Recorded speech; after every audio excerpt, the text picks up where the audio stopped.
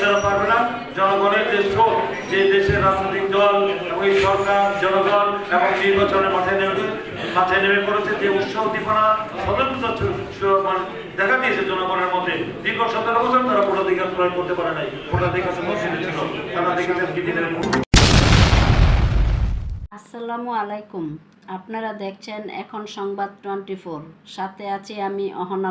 Narsingdi BNP জেলা কার্যালয়ে সমন্বয় সভা অনুষ্ঠিত হয়েছে।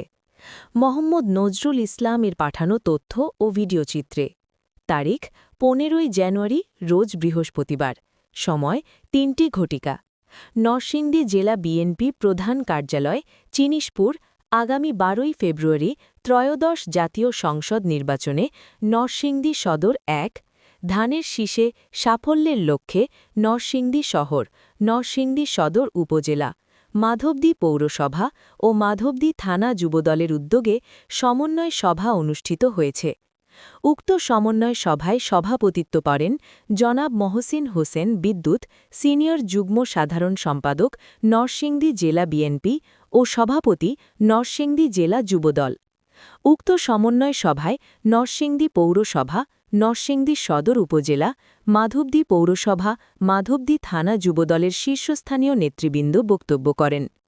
প্রধান অতিথি হিসেবে বক্তব্য করেন জননেতা জনাব খায়রুল কবির খোকন, যুগ্ম মহাসচিব, কেন্দ্রীয় নির্বাহী কমিটি বিএনপি ও সভাপতি, নরসিংদী জেলা বিএনপি।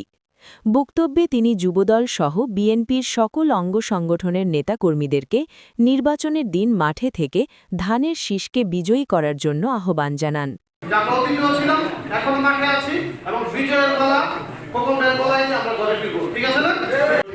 ইনশাআল্লাহ সেটা পারবে না।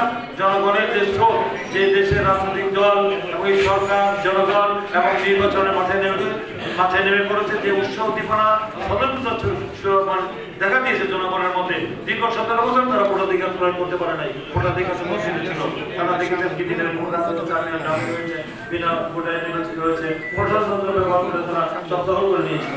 তাই আজকে জনগণ ভোট দেওয়ার জন্য প্রস্তুত, ভোট দেওয়ার জন্য প্রস্তুত। সেই জনগণকে কিভাবে ঐক্যবদ্ধ করা যায়, জনগণকে ধানের শীষের প্রার্থীদেরকে বিজয়ী করা যায়। শুধু আমি সদর একের না, আমার সদরে যে আমার নরসিংদী জেলার 5টি আমাদের আসন নিয়েছি, সেই 5টি আসনে আমাদের 5 জন প্রার্থীকেই আমরা মনে করি যেহেতু জেলা যুবদলের সব থানা উপজেলা পৌরসভা থেকে এখানে উপস্থিত হয়েছে, সবাইকে যার যার নির্বাচনী এলাকায় এই যুবদলের নেতা কর্মীদেরকে মাঠে জামিয়ে পড়তে হবে। সকলকে এই নির্বাচনের যে